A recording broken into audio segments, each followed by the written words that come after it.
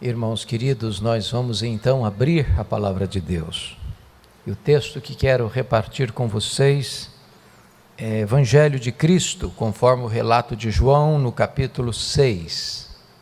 Abra comigo, por favor, João 6.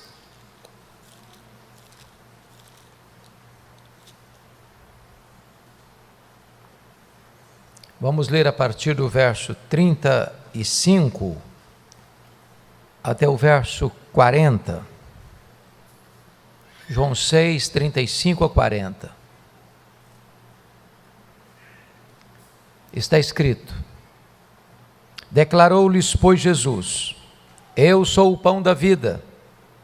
O que vem a mim jamais terá fome, e o que crê em mim jamais terá sede. Porém eu já vos disse, que embora me tenhais visto, não credes. Todo aquele que o Pai me dá, esse virá a mim.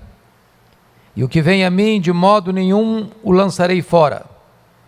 Porque eu desci do céu não para fazer a minha própria vontade, e sim a vontade daquele que me enviou.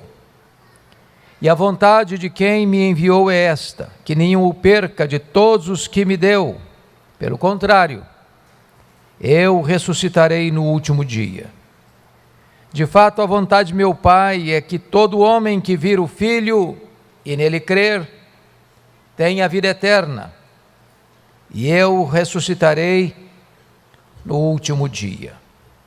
Irmãos, eu quero tratar com vocês nesta noite sobre a graça soberana de Deus. Esta é uma verdade clara, insofismável, em toda a Escritura, é que Deus salva pecadores por sua graça e para a sua glória. De capa a capa, de Gênesis a Apocalipse, a Bíblia ensina essa verdade, que a salvação é uma obra de Deus. Deus planejou, Deus aplica, Deus consuma.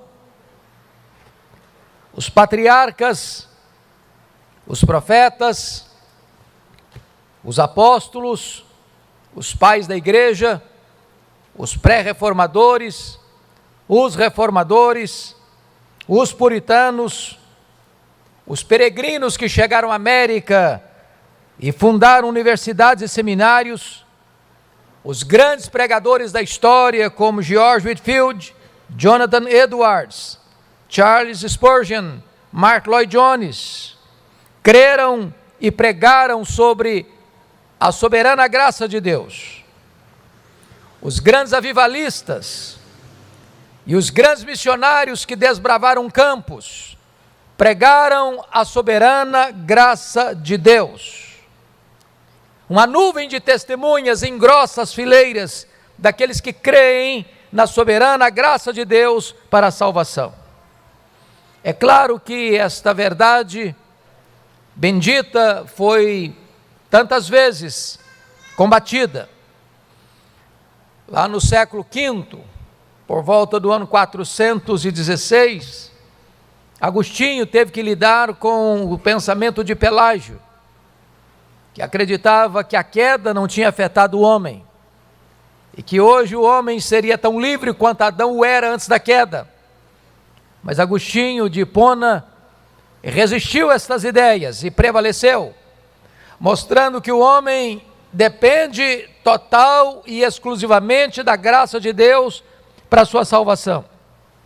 Mais tarde, já no século XVI, Lutero teve que enfrentar Erasmo.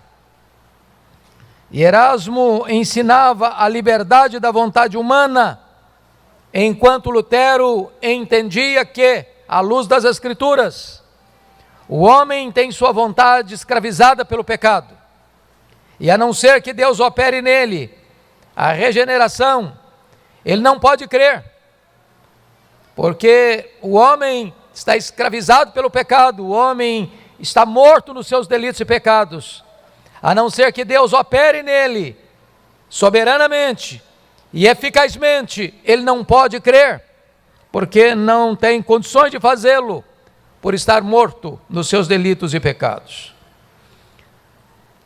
No século XVII, maiormente na Holanda, o chamado Sínodo de Dort, na Holanda, estas verdades foram mais bem delineadas e esclarecidas, e então se firma aquilo que nós chamamos hoje dos 5 pontos do calvinismo, quais sejam a depravação total, a eleição incondicional, a expiação limitada, a graça irresistível e a perseverança dos santos. Hoje talvez muito se fala na questão sinergista ou monergista, em outras palavras. Como é que o homem é salvo? Ele é salvo pelas obras? Como é que o homem é salvo? O homem é salvo pela fé mais as obras? Ou o homem é salvo exclusivamente pela graça, mediante a fé para as boas obras? Então a verdade bíblica, irmãos, clara e eloquente, é que a salvação é uma obra exclusiva de Deus, ou seja, o monergismo é obra exclusiva de Deus. É Deus quem escolhe, é Deus quem chama, é Deus quem regenera, é Deus quem justifica, é Deus quem santifica, é Deus quem glorifica. A salvação é uma obra exclusiva de Deus, para que a glória pertença exclusivamente a Deus. Então, eu gostaria hoje de olhar para esta passagem e ver nela com eloquência esta verdade gloriosa da soberana graça de Deus. Se não, vejamos. Vejam comigo, por favor, o versículo 36. Jesus disse: porém eu já vos disse, que embora me tenhais visto, não credes. Vejam vocês que Jesus pontua que naturalmente o homem por si só, ele não tem condições de crer. E os irmãos lá do século XVII na Holanda chamariam isso de depravação total. Esse é um termo teológico, é bem verdade. E esse é um termo que expressa uma verdade bíblica. Qual verdade bíblica? É que o homem, depois da queda, está num estado de depravação total, ou seja, todas as áreas da sua vida foram afetadas. A sua razão, a sua emoção, a sua vontade. A Bíblia diz que o homem é escravo do pecado. A Bíblia diz que o diabo cegou o entendimento dos incrédulos. A Bíblia diz que a inclinação do coração do homem é para o mal, é inimizade contra Deus. A Bíblia diz que o coração do homem é um coração de pedra, insensível. A Bíblia diz que o homem não pode mudar a si mesmo, assim como um leopardo não pode mudar suas manchas, um etíope não pode mudar a cor da sua pele, o homem por si mesmo não pode mudar o seu próprio coração. Ou Deus o muda, ou ele não pode ser mudado. Aliás, a Bíblia diz que o homem está morto nos seus delitos e pecados. E esta é uma linguagem muito forte, porque um morto não tem apetite, um morto não ouve, um morto não sente, um morto não fala, um morto não age, um morto não reage. A menos que seja infundido vida nele, ele não pode fazer escolhas. E Jesus Cristo foi categórico: ninguém pode vir a mim, se o Pai não o trouxer. Ele não pode fazer escolhas porque ele está cego, e quem o cegou é o diabo, cegou o entendimento. Em outras palavras, ele não discerne, ele não compreende as coisas de Deus. A Bíblia diz que o homem não pode escolher a salvação porque ele é escravo, escravo do mundo, escravo da carne, escravo do diabo. A Bíblia diz que não há justo nenhum sequer, porque todos pecaram e destituídos estão da glória de Deus. Desta maneira, meus amados irmãos, é preciso compreender que a queda não foi um mero acidente, O homem não sofreu alguns arranhões. O homem caiu no sentido pleno da palavra, no estado de depravação e miséria. O homem não pode voltar para Deus por si mesmo. Ele é incapaz. Ele tem cegueira, ele está alienado de Deus, ele está numa morte espiritual, ele é incapaz espiritualmente, ele é escravo do pecado, ele é surdo espiritualmente, e a inclinação do coração dele é para o mal. Compreender isso é importante, para que você não nutra qualquer pensamento de arrogância ou soberba ou vaidade. Se você foi salvo pela graça, saiba disso. Isso foi uma obra exclusiva de Deus. Essa é a primeira verdade que esse texto nos ensina. Mas a segunda verdade que esse texto nos ensina está aí no verso 37, a parte A, que diz assim: todo aquele que meu Pai me dá, esse virá a mim. E os nossos irmãos lá do século 17 na Holanda chamariam isso de eleição incondicional. Note você que você e eu, que cremos em Jesus, somos um presente do Deus Pai ao Deus Filho. O Pai deu você a Jesus. E isso foi feito não no tempo, mas na eternidade. A pergunta é: quem escolhe quem? É você quem escolhe a Deus ou Deus quem escolhe você? E a verdade bíblica é: não fomos nós que escolhemos a Deus, foi Deus quem nos escolheu. Quando Deus nos escolheu? Antes da fundação do mundo. Em quem Deus nos escolheu? Em Cristo. Para que Deus nos escolheu? Para sermos santos e irrepreensíveis perante Ele em amor. Com que finalidade? Para produzirmos boas obras que glorifiquem a Deus, porque somos feitura dele, criados em Cristo Jesus para as boas obras, as quais Deus preparou de antemão para que nós andássemos nelas. Jesus Cristo foi claro: não fostes vós que me escolhestes a mim, pelo contrário, eu vos escolhi a vós outros. Talvez alguém pense: bom, mas como é que Deus escolhe?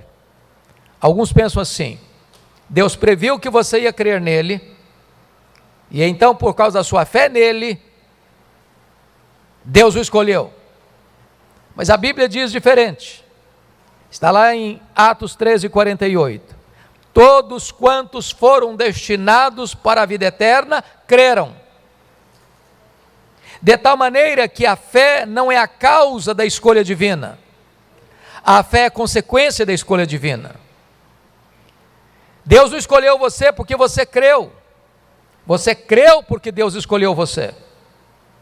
Ninguém pode vir a mim se o Pai não o trouxer.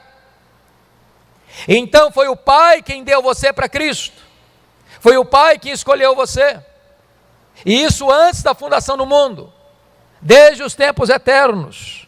E isso, irmãos, é extremamente glorioso, absolutamente glorioso. O Senhor dá a vida eterna a todos aqueles que o Pai lhe deu. Então preste bem atenção nisso.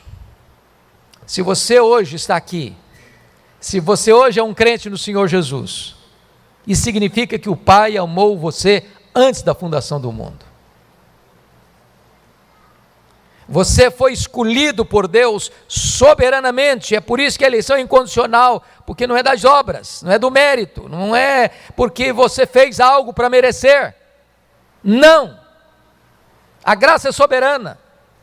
Deus escolheu você antes que o mundo fosse criado. Deus nunca retrocedeu na decisão tomada.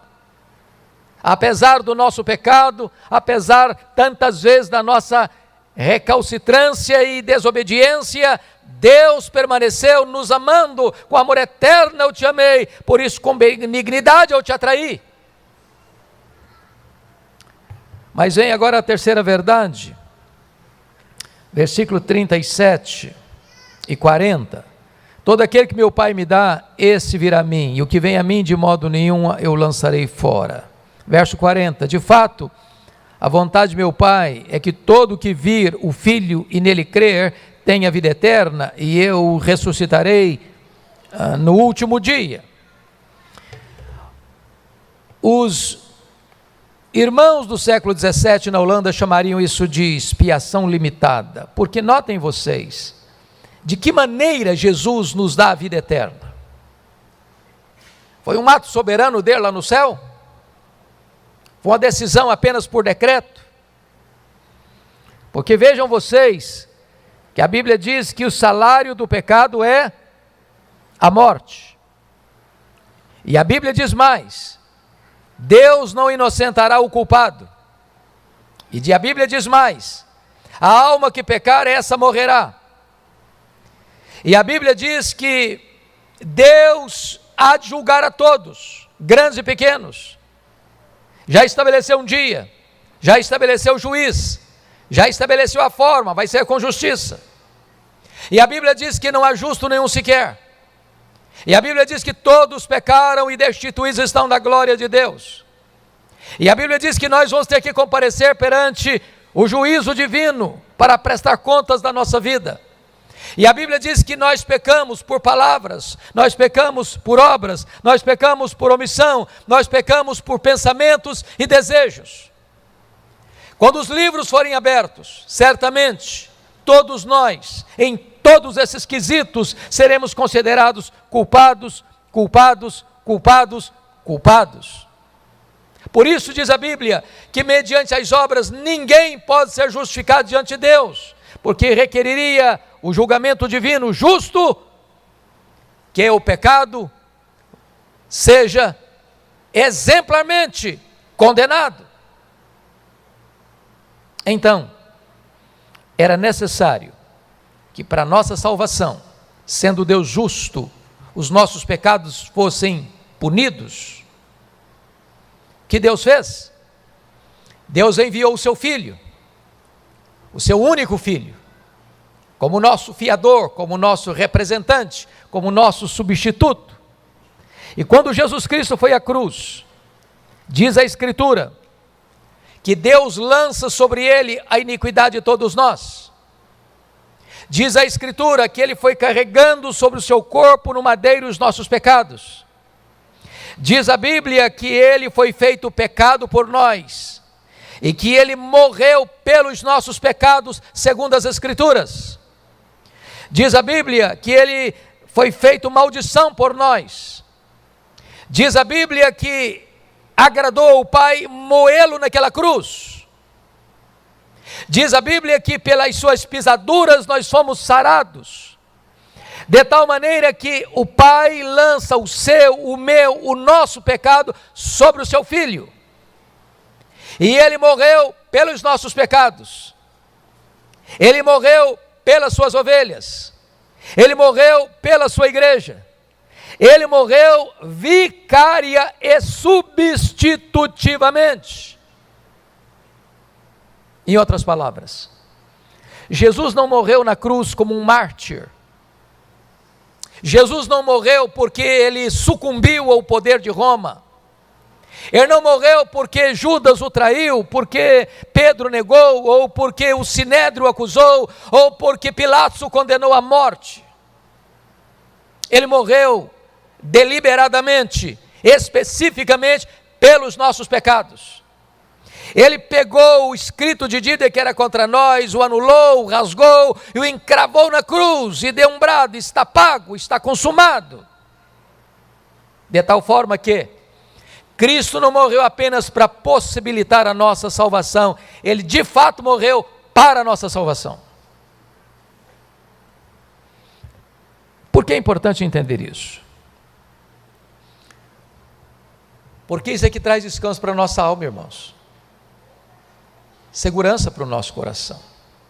Tem muitas pessoas que pensam que Jesus Cristo morreu naquela cruz, mas a morte dele foi apenas para possibilitar a nossa salvação. Então, a salvação está na sua mão.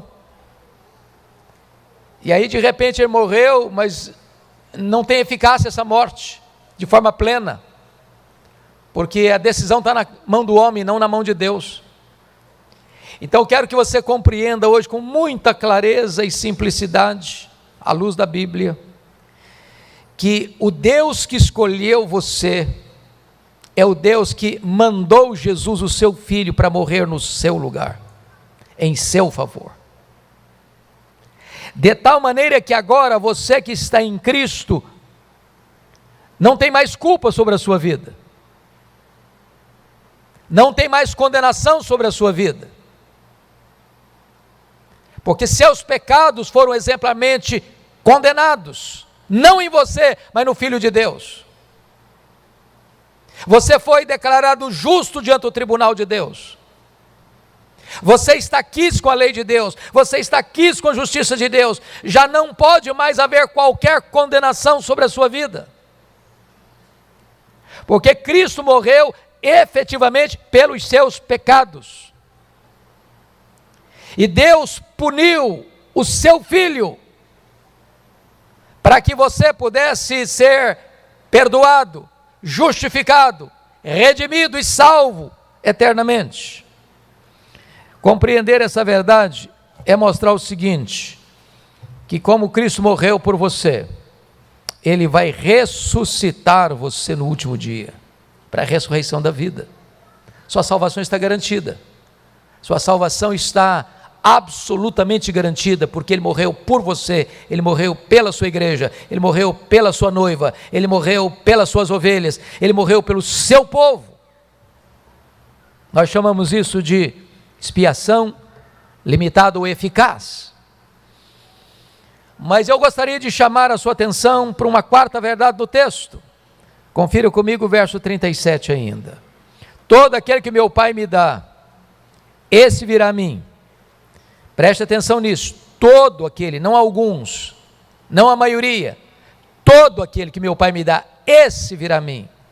E os teólogos lá da Holanda, no século XVII, chamariam isso de graça irresistível ou vocação eficaz. Vamos entender um pouco aqui, amados irmãos. O apóstolo Paulo, escrevendo aos Romanos, capítulo 8, verso 30, ele sintetiza isso assim: aos que Deus predestinou, a esses Deus também chamou. Você sabe que esse chamado, ele pode ser entendido de duas maneiras, porque há um chamado geral, e há um chamado específico. Há um chamado endereçado aos ouvidos, e há um chamado endereçado ao coração. Jesus Cristo disse: muitos são chamados, poucos escolhidos. Houve um dia em que você e eu ouvimos o Evangelho, que é o poder de Deus para a salvação de todo o que crê. Jesus Cristo disse: as minhas ovelhas ouvem a minha voz e me seguem. Eu dou a elas a vida eterna, e elas jamais perecerão. O que significa isso? É que o chamado de Deus é eficaz. Quando você escuta o Evangelho, então Deus vem e tira o tampão dos seus ouvidos, Deus vem e tira a venda dos seus olhos, Deus vem e troca o seu coração de pedra e lhe dá um coração de carne. Deus vem e gera você de novo e regenera você para uma nova vida. Deus lhe dá o arrependimento, Deus lhe dá a fé salvadora, e aí você atende ao chamado do Evangelho. Nós chamamos isso de graça irresistível. Eu acho isso tão lindo, porque Deus faz isso de maneiras tão distintas com cada pessoa. E se você pudesse ouvir hoje os testemunhos de conversão que nós temos aqui, nós ouviríamos notícias tão lindas.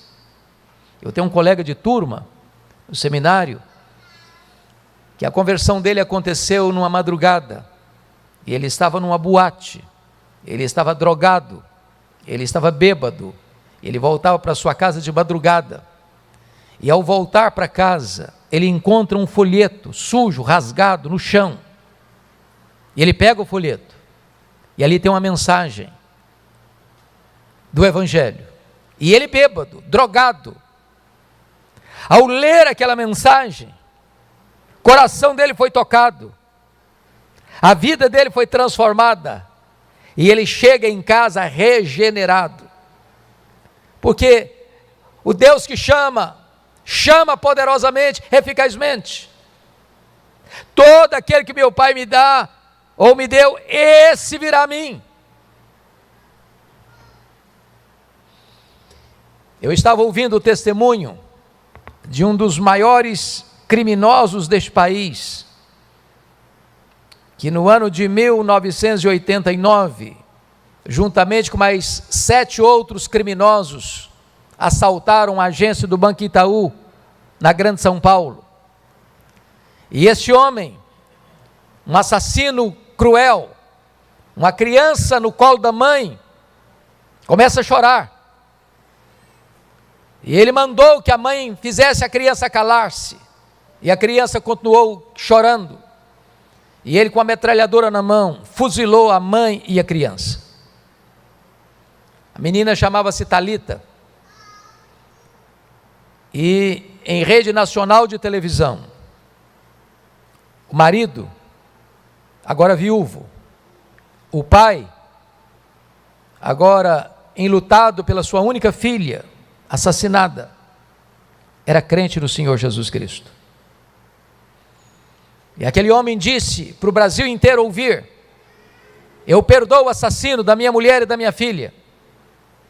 Ele cometeu essa barbárie porque ele não conhecia o Deus que eu conheço. E mais do que isso ele fez. Daqueles 7 criminosos, 5 foram mortos naquele mesmo dia pela polícia. 2 sobreviveram, inclusive ele. O nome dele na época era Paulinho Bang Bang, filho de uma família de classe média do interior de São Paulo. Se envolveu com drogas e com crime. Mas aquele homem crente manda um mensageiro evangelista lá na cadeia para levar uma Bíblia para o Paulinho Bang Bang, para falar de Jesus para ele. E quando o evangelista está falando de Jesus para ele lá na prisão, Paulinho Bang Bang pega um punhal que tinha feito lá dentro da cadeia, para enterrar o punhal no peito do evangelista. E quando ele se levanta para apunhalar o evangelista, o poder de Deus agiu na sua vida de tal maneira que ele cai desarticulado aos pés do evangelista, que pregara para ele o evangelho.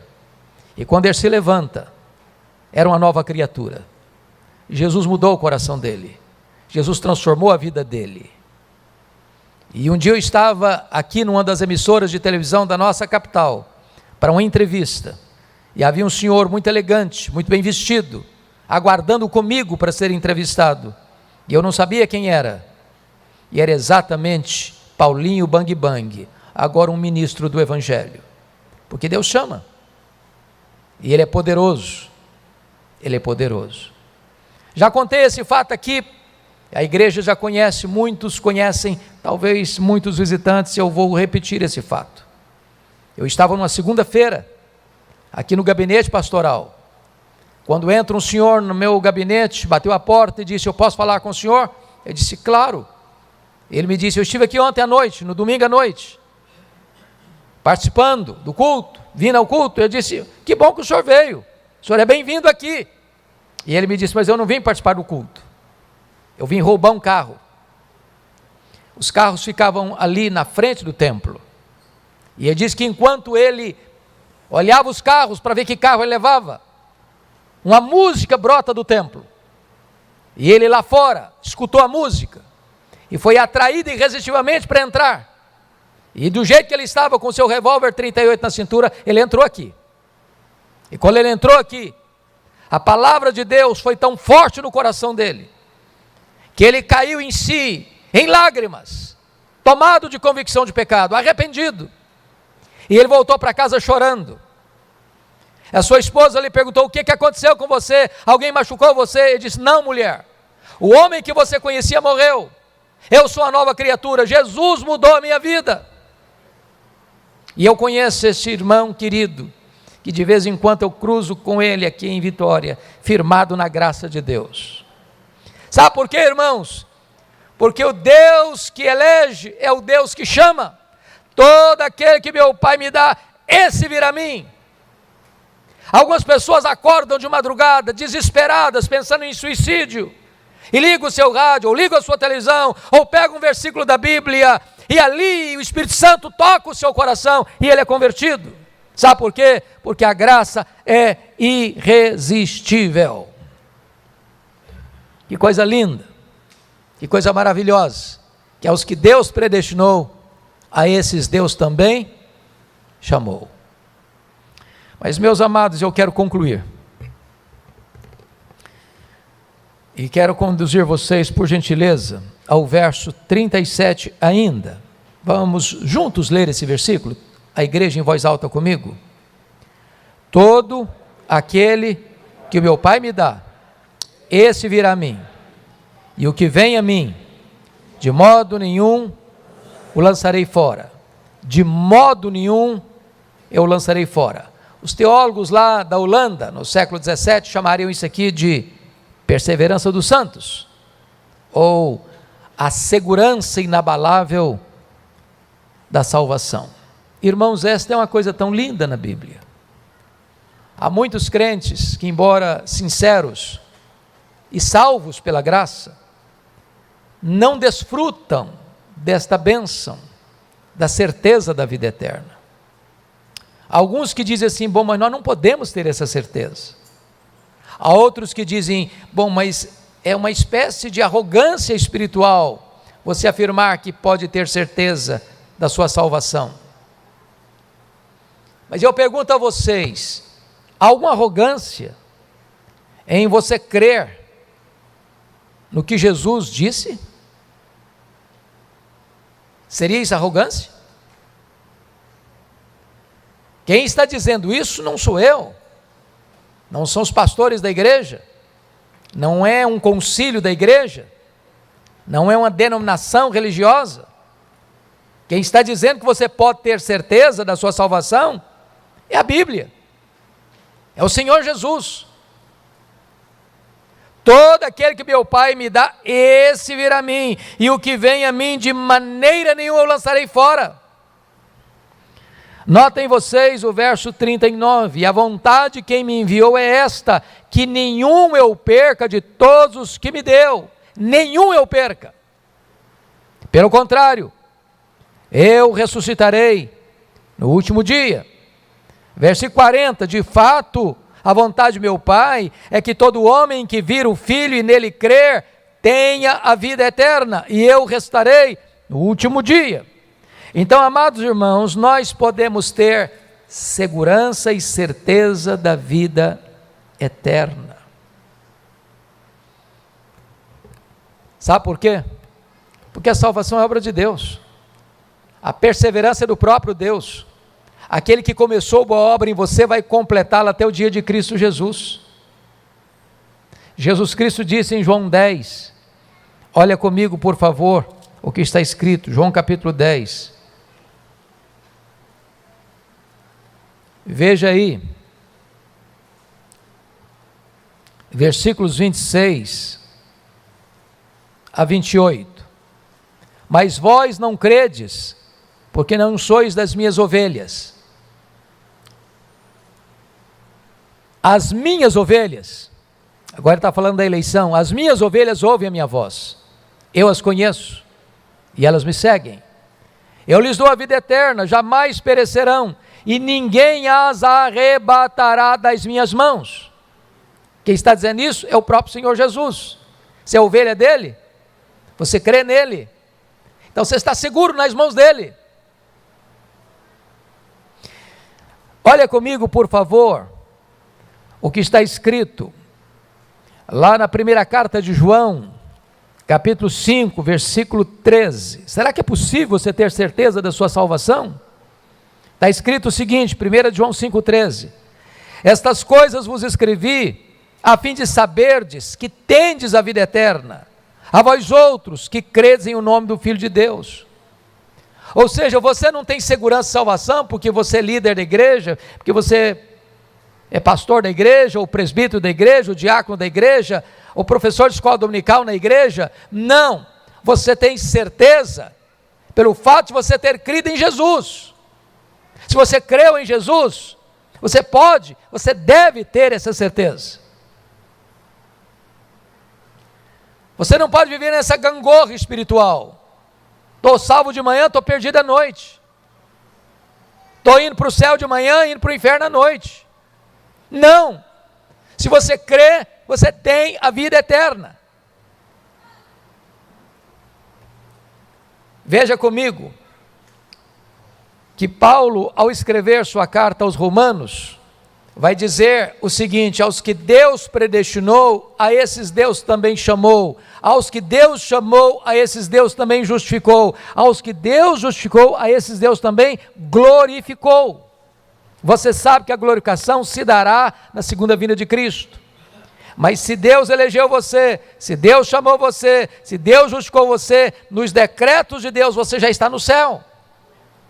Nada pode separar você do amor de Deus. É Deus quem justifica você. Foi Cristo Jesus quem morreu por você. Ele ressuscitou, Ele está à destra de Deus, Ele intercede por você. Nenhuma circunstância da vida pode separar você do amor de Deus. Paulo chegou a dizer isso: eu estou bem certo que nem a morte, nem a vida, nem anjos, nem principados, nem poderes, nem altura, nem profundidade, nem qualquer outra criatura poderá separar você do amor de Deus, que está em Cristo Jesus nosso Senhor. Você foi regenerado, Deus está trabalhando em você, você foi selado com o Espírito Santo da promessa, você foi justificado, portanto a sua salvação está o quê? Assegurada e garantida. Garantida não por homens, garantida por Deus. Então, amados, eu quero finalizar dizendo o seguinte: a salvação é uma obra soberana da graça de Deus. Nós a recebemos, e quando nós a recebemos, nós devemos ter gratidão. Gratidão. Quando as pessoas rejeitam essas doutrinas da graça, é porque muitas vezes as pessoas não compreendem o que significa de fato as doutrinas da graça. Porque tem gente: não, pastor, o senhor ensinar isso, que o crente pode ter certeza da salvação, é um perigo, que vai levar o crente a ficar relaxado, a viver uma vidinha medíocre. Estou salvo mesmo, deixa eu fazer o que eu quiser. Estou salvo mesmo, então deixa a coisa acontecer. Mas não é isso que a Bíblia ensina. Não, não, não. Deus escolheu você para você ser santo e irrepreensível.